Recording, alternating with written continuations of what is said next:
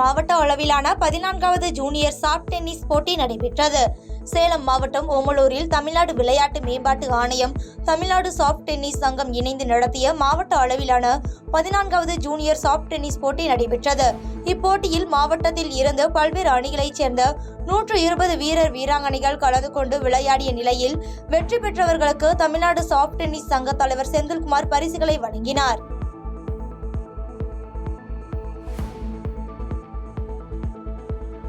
திருப்பரங்குன்றத்தில் நடைபெற்ற அதிமுக கள ஆய்வுக் கூட்டத்தில் அதிமுக நிர்வாகிகளிடையே மோதல் ஏற்பட்டதால் பரபரப்பு ஏற்பட்டது.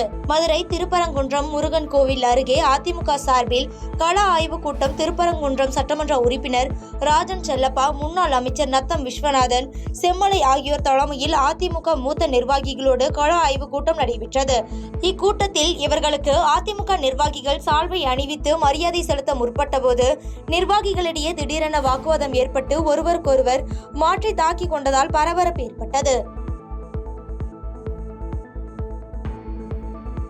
சோளிங்கரில் பாட்டாளி மக்கள் கட்சியினர் முதலமைச்சரை கண்டித்து ஆர்ப்பாட்டத்தில் ஈடுபட்டனர். தமிழக முதலமைச்சர் ஸ்டாலின் ராமதாஸ் குறித்து பேசியதை கண்டித்து சோளிங்கர் பாட்டாளி மக்கள் கட்சி மாவட்ட செயலாளர் சரவணன், ஒருங்கிணைந்த மாவட்ட இளைஞர் செயலாளர் சக்கரவர்த்தி தலைமையில் 100க்கும் மேற்பட்ட பாட்டாளி மக்கள் கட்சி சார்ந்தவர்கள் முதலமைச்சருக்கு எதிராக கோஷங்களை எழுப்பி கருப்பு கொடி ஏந்தி சாலை மறியலில் ஈடுபட்டனர். இதனால் அங்கு போக்குவரத்து பாதிப்பு ஏற்பட்டது.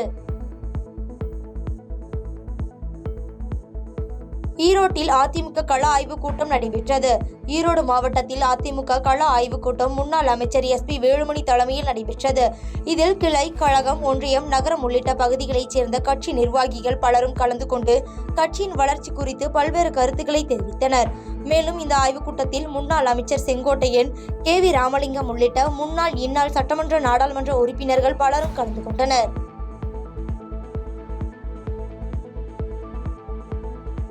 கோபிசெட்டிப்பாளையம் அருகே கழுத்தில் நீர்க்கட்டியால் பாதிக்கப்பட்ட குழந்தைக்கு தனியார் தொண்டு நிறுவனம் நிதி வழங்கி உதவியுள்ள சம்பவம் நெகிழ்ச்சியை ஏற்படுத்தியுள்ளது.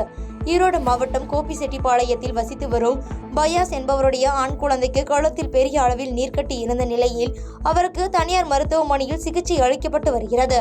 இந்நிலையில் அக்குழந்தைக்கு அதிக அளவில் மருத்துவ செலவிற்காக நிதி தேவைப்படுவதை அறிந்த ஈரோடு ஸ்ரீ முருகப்பெருமாள் அன்னதானம் சமூக சேவர்கள் நலச்சங்கம் மற்றும் நண்பர்கள் இணைந்து ஒரே நாளில் 43,000 ரூபாய் நிதி திரட்டி குழந்தையின் பெற்றோர்களிடம் வழங்கினர். இதனைத் தொடர்ந்து குழந்தையின் பெற்றோர்கள் கண்ணீர் மல்க அவர்களுக்கு நன்றி தெரிவித்தனர்.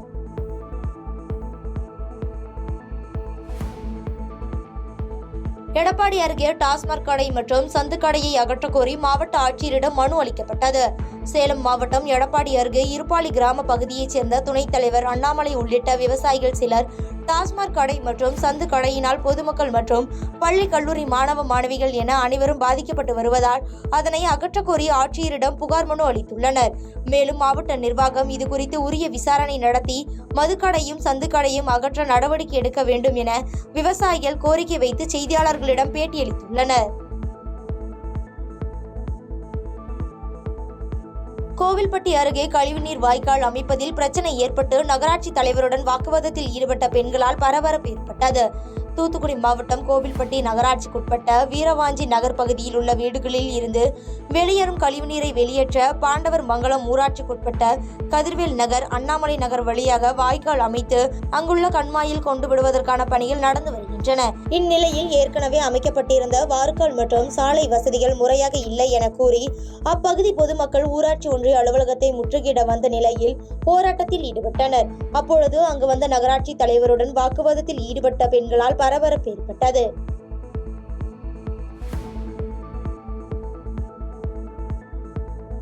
உத்திரமேரூர் வட்டாட்சியர் அலுவலகத்தில் தமிழ்நாடு அரசு கிராம உதவியாளர்கள் சங்கம் சார்பில் கவன ஈர்ப்பு ஆர்ப்பாட்டம் நடைபெற்றது. காஞ்சிபுரம் மாவட்டம் உத்திரமேரூர் வட்டாட்சியர் அலுவலகம் முன்பாக தமிழ்நாடு அரசு கிராம உதவியாளர்கள் சங்கம் சார்பில் 4 அம்ச கோரிக்கைகளை வலியுறுத்தி கவன ஈர்ப்பு ஆர்ப்பாட்டம் வட்ட தலைவர் திருவேங்கடம் தலைமையில் நடைபெற்றது. இந்த ஆர்ப்பாட்டத்தில் கிராம நிர்வாக உதவியாளர்கள் 50க்கும் மேற்பட்டோர் கலந்து கொண்டு கோரிக்கைகளை வலியுறுத்தி கோஷங்களை எழுப்பினர். ஐயப்பனை அவமரியாதை செய்யும் வகையில் பாடியதாக கானா பாடகி இசைவாணி மற்றும் திரைப்பட இயக்குனர் ப. ரஞ்சித் மீது புகார் மனு அளிக்கப்பட்டுள்ளது. நீலம் பண்பாட்டு மையம் நடத்திய நிகழ்ச்சியில் இந்து கடவுள் ஐயப்பனை அவமரியாதை செய்யும் வகையில் பாடியதாக கானா பாடகி இசைவாணி மற்றும் திரைப்பட இயக்குனர் ப. ரஞ்சித் மீது மதுரை மாநகர் காவல் ஆணையரிடம் பாஜக ஊடக பிரிவு சார்பாக புகார் மனு அளிக்கப்பட்டது. தொடர்ந்து செய்தியாளர்களிடம் இந்து மக்களின் நம்பிக்கைக்கு விரோதமாய் செயல்படும் கானா பாடகி இசைவாணி மற்றும் நீலம் பண்பாட்டு மையத்தைச் சேர்ந்த திரைப்பட இயக்குனர் ப. ரஞ்சித் ஆகியோர் மீது தக்க நடவடிக்கை எடுக்க வேண்டும் என கோரிக்கை வைத்து பேட்டியளித்துள்ளனர்.